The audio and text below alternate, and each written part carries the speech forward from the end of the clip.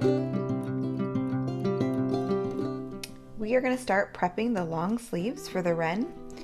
The long sleeve doesn't actually include any gathers or puff at the cap. There's just ease that is helpful to sew the cap into the armhole.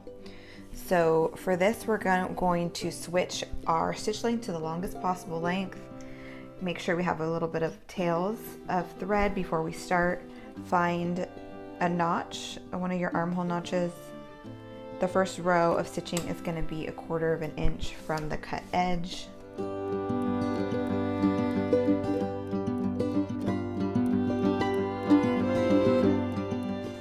And you can stop when you get to the back armhole notches.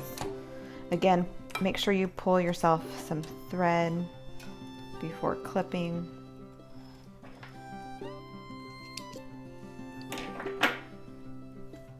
And now we'll sew a second set of stitch lines, gathering stitches. This one I usually sew at 5/8 of an inch.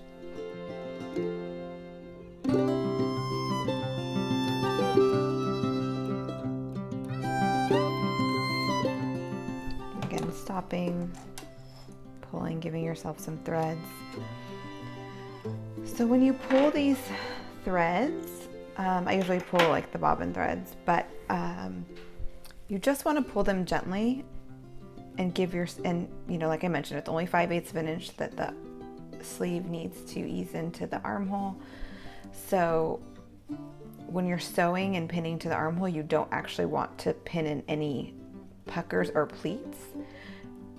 This just helps give the arm or the sleeve cap a little bit of height and shape when you're sewing it to the armhole. I'm going to show you one other method to do to ease in the sleeve cap ease next, but this is the method that is shown in the tutorial and is like the most standard.